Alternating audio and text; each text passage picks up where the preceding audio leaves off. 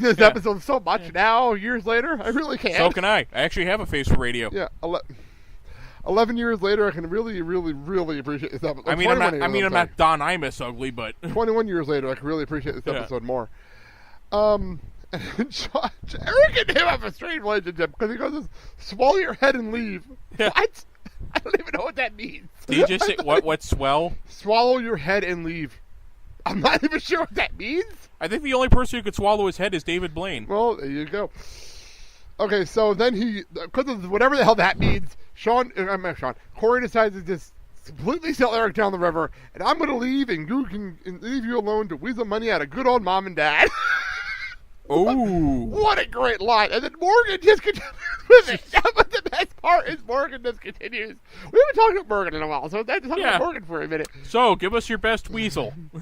So she goes and says, he doesn't have any money. What happened to your allowance? He blew it on babes. You have no idea. He blew it on the beer and the bitches. You have no idea what it costs to take out a pretty woman. Pause. Oh. Pause. The pause was hysterical. That was a great moment. Yeah, it's a double death glare. Amazing. And then he gets this is such a dated storyline. This is such a dated storyline. By the way, I realize it's very going through this storyline, but because this doesn't happen at all anymore. Yeah. In the Powerball world, this doesn't happen anymore. Yeah. And I might not have put enough zeros on this, but whatever. Who cares? No one sees my notes anyway. Yeah. He got a letter from the Publishers Clearinghouse from Robin Leach. Oh, never mind. I'm rich. $10 million. $10 million. Sorry, had to do it. $10 million. Dun, dun, dun. And, of course, they're using Robin Leach because I'm guessing Ed McMahon wouldn't return their calls. Robin Leach works still, though. He works really well for this, so we'll talk about him later, though. Well, that and he just lights up the screen whenever he comes on. Really? The man is not an actor, but he's got a nice person. But he's got this presence. We'll get to him later. Yeah. So maybe now he can afford that brain surgery I've been wanting to get him. Great line. Yeah, he can finally swap out that IOU one brain signed God note.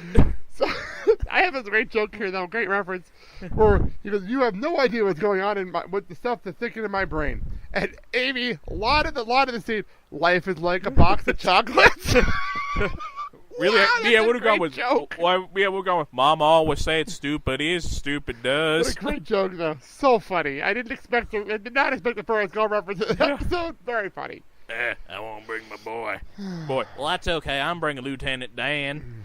So, we go back to the radio station, and it goes to hell. It really goes to hell at this point because Corey. The wheels fall off about 10 seconds in. Because Corey says that we are doing Meet Your Student Council because it's the only topic that Feeny would let us do. And we're talking about the cancellation of the 9th grade spring dance. Snooze. What was her name? I forgot her name. I forgot to write her name down. Who is she, by the way? You're Mr. We know who the people are. I forgot her name, but we'll get back to that as I continue. I'll look it up as I continue. And she says, "We ran out of money. We're having a bake sale to try to save our dance." And Shawn starts to get annoyed. And he goes and says, "I have to badger her. We have nothing else to talk about." And Corey did squeeze out, what is the profit margin of a cupcake? What the fuck does that even mean? I was with her. Like, what the fuck does that even mean? All while Shawn's taking a nap. And he breaks out a Wizard of Oz bit, which cracked me up. Yeah. I dreamt we were doing this really boring radio show. And you were there. Great joke. And then he just realizes, oh crap, I wasn't dreaming. So anyway, who is she?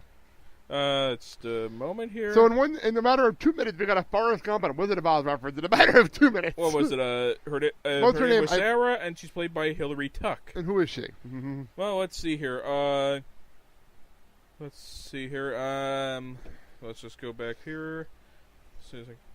She was Betty Stoller in Camp Nowhere.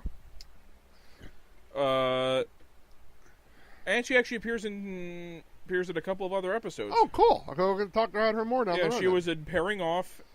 Oh, I knew she looked familiar. Okay, she's in an episode like that. Okay, cool. Yeah, she was in Pairing Off, and she appears in Season 3 as the happiest show on Earth. They are all different characters. Okay, well, I knew she looked familiar. She was in the TV series for Honey, I Shrunk the Kids as Amy Zielinski. Didn't see that show. Lola and Nick Zielinski? the hell? I didn't see the show, so I have no idea. Yeah. She had a small role in the remake of How to Make a Monster and Life as a House. To say she was in 2 episodes of Family Guy, 1 episode of Judging Amy, 1 episode of House. Okay. Horror movie called The Visitation. Basically, it's a bunch of small parts. That's fine.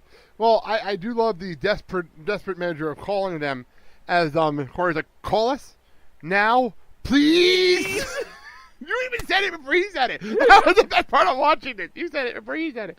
So, and I love how Shawn is. And then we got a phone call for the German hour later on in the hour. Like, what the hell? There's a running gag for this episode. We'll get to him in a minute, though. We'll get to him.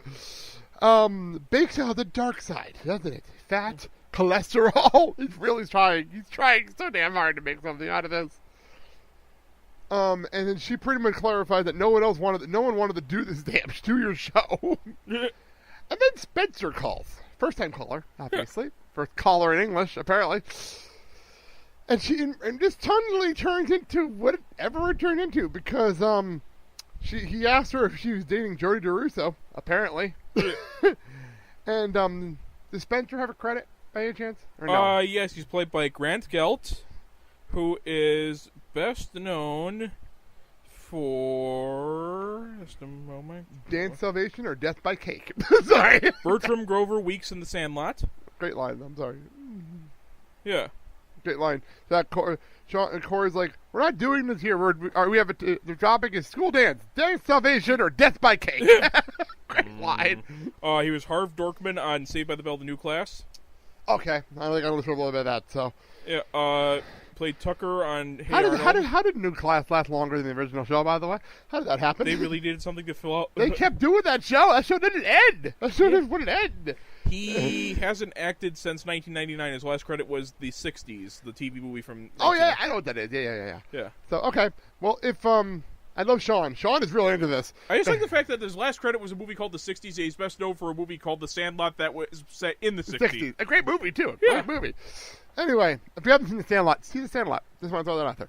If you don't ask this red hot babe out right now, I will. Which is a great line by Shawn. Yeah. Great line by Shawn. And he's serious. And you know he will. He hasn't had a date in a day. Probably a few hours. Lonely guys are on the phone lines, and freaking Corey's freaking out about this because he doesn't really want to do this. Yeah. Until all the girls show up. Lonely guy on the phone line. And then all the girls show up. Are you going to tell me to put my hand down? The silence was worth it there. Suddenly, all the girls walk in, and the two of them completely like, okay, let's do this. I can't blame them at all. Let's be honest here. You would just say a dick if you were in their shoes.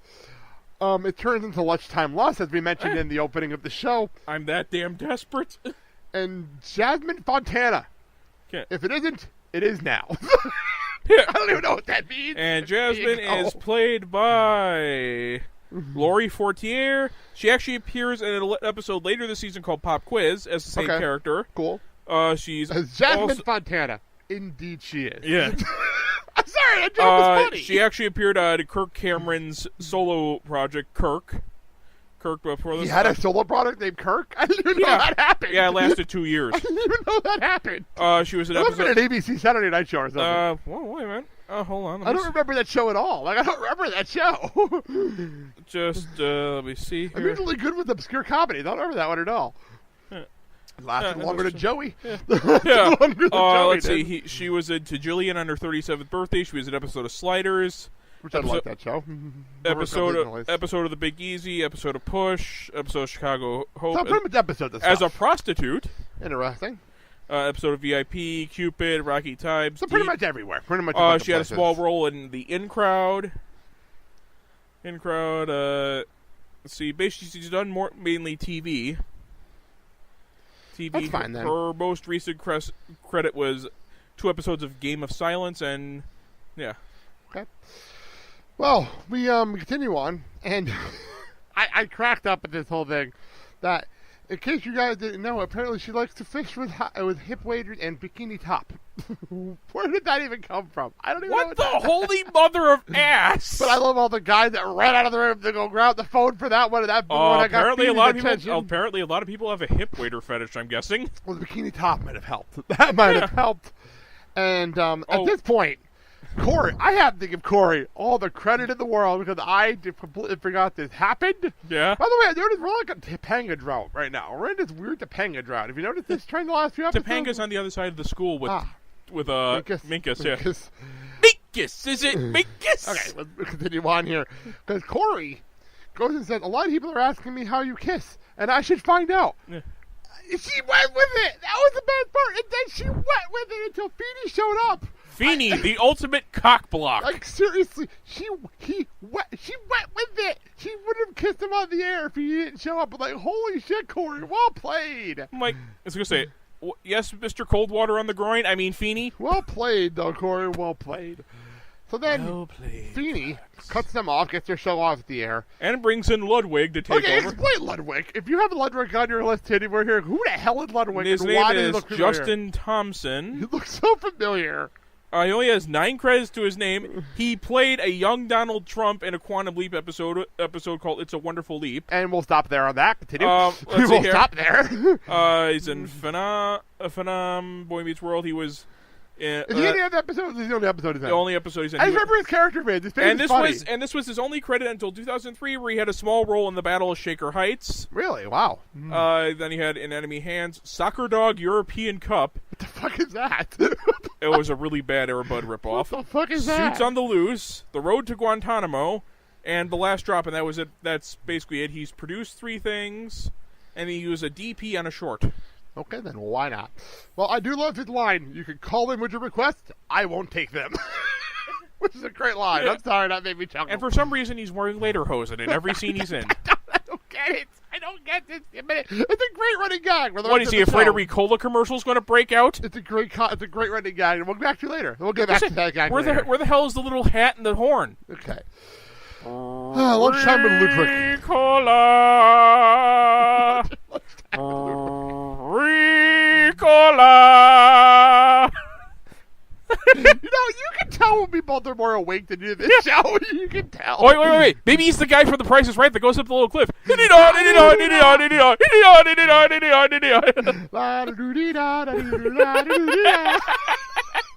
No, that's a summer job. I love that song. That's a summer job. Oh, that was great. Great pull. Okay, continue on. And I swear to God, this guy's accent is the most stereotypical German accent. We got more of him later. We got more. Yeah. So anyway, we're back in class, and Feeny brings up tomorrow's lesson will be the Bill of Rights. Oh, dear. Oh, God. Because he was one step ahead of them the whole time. He knew exactly where this was going. Yeah. So, and Corey. Feeny is a chess master. Showing Corey is a lot smarter than Shawn. Completely figured out what to do here. He read the situation. This is why he's a good teacher, I think, because he knew exactly what to do here. First Amendment. Freedom of speech. Yeah. Cool. And what doesn't that lead to? Oh, no. I love Shawn's like, why don't we ask our teacher what the First Amendment is? Yeah. Which is great. I got to give Shawn credit for look how good this. Oh, my God. The brain cell, it was one of those studious savant moments. It's like, oh, okay. Yeah. No, he's street smart. Yeah. So he knows how to do that. Yeah. And you can tell in a minute, definitely not book smart yet because we got some lines coming up. But I'll get to them in a second. The hamster managed to get some stamina back and get back on the wheel. Well, it's the street smart mentality, which is, he's brilliant at that. We know that already.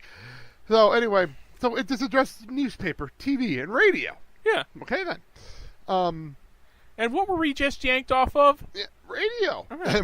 Completely with it. Yeah. And I believe he was going for hypocrite. Yeah. He then became with hypochondriac, Shawn. At least we knew what he meant. At least, to her credit, at least we knew what he was trying to say and just couldn't think of the right word. Well, for all we know, Feeny could be suffering from a lot of imaginary diseases, but... Kyle, comment? Anyway, how many fingers am I holding up? Feeny is not a number. He calls their show inappropriate. And then they accuse him of not believing in the Constitution. I was going to say, dear God, they're lumping him in with Howard Stern. He doesn't believe in the Constitution. And then Shawn, to his credit, if it doesn't apply to us, why do we have to learn it? That is the question all students ask in all years of schooling. That is a great question. Oh, shit. That's really funny. So, with the Jasmine shows back up. Jasmine Fontana. I love her name. Jasmine shows back up. And to ask them when they're going to be back on the air, fair question. All the girls in the fifth period gym were talking about them in the locker.